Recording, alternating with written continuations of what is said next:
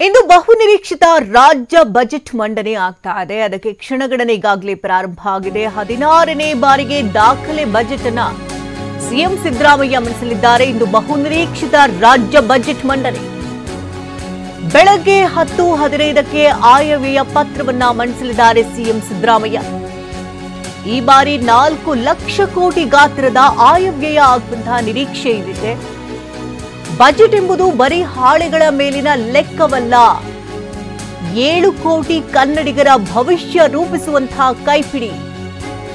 ಎಲ್ಲಾ ವರ್ಗಕ್ಕೂ ನ್ಯಾಯ ದೊರಕಿಸಿಕೊಡೋದಾಗಿ ಸಿಎಂ ಭರವಸೆಯನ್ನ ಕೊಟ್ಟಿದ್ದಾರೆ. ಟ್ವೀಟ್ ಮೂಲಕ ಸಿಎಂ ಸಿದ್ದರಾಮಯ್ಯ ವಿಶ್ವಾಸವನ್ನ ವ್ಯಕ್ತಪಡಿಸಿದ್ದಾರೆ. 16ನೇ ಬಾರಿಗೆ ದಾಖಲೆ ಬಜೆಟ್ ಅನ್ನ ಸಿಎಂ ಸಿದ್ದರಾಮಯ್ಯ ಮಂಡಿಸ್ತಾ ಇದ್ದು ಸಾಕಷ್ಟು ನಿರೀಕ್ಷೆಗಳು ಕೂಡ ಗರಿಗೆದರಿದೆ. ಇನ್ನು ಟ್ವಿಟರ್ನಲ್ಲಿ ಸಿಎಂ ಸಿದ್ದರಾಮಯ್ಯ ಕೂಡ ಈಗಾಗಲೇ ಟ್ವೀಟ್ ಮಾಡಿದ್ದಾರೆ. ಬರೀ ಹಾಳೆಗಳ ಮೇಲಿನ ಲೆಕ್ಕ ಅಲ್ಲ, ಬಜೆಟ್ ಅನ್ನೋದು ಬರೀ ಹಾಳೆಗಳ ಮೇಲಿನ ಲೆಕ್ಕ ಅಲ್ಲ, ರಾಜ್ಯದ 7 ಕೋಟಿ ಕನ್ನಡಿಗರ ಭವಿಷ್ಯವನ್ನ ರೂಪಿಸುವಂತಹ ಕೈಪಿಡಿಯಾಗಿದೆ. ಯೋಜನೆಯ ಫಲಾನುಭವಿಗಳನ್ನಾಗಿಸುವಂತಹ ಪ್ರಾಮಾಣಿಕ ಪ್ರಯತ್ನವನ್ನ, ಅಂದರೆ ಎಲ್ಲಾ ವರ್ಗಕ್ಕೂ ಕೂಡ ನ್ಯಾಯ ಒದಗಿಸುವಂತಹ ಪ್ರಯತ್ನವನ್ನ ನಾನು ಮಾಡ್ತೀನಿ ಅಂತ ಆ ಭರವಸೆ ಕೂಡ ನನಗಿದೆ ಅನ್ನೋದ್ರ ಬಗ್ಗೆ ಸಿಎಂ ಸಿದ್ದರಾಮಯ್ಯ ಟ್ವೀಟ್ ಮಾಡಿದ್ದಾರೆ.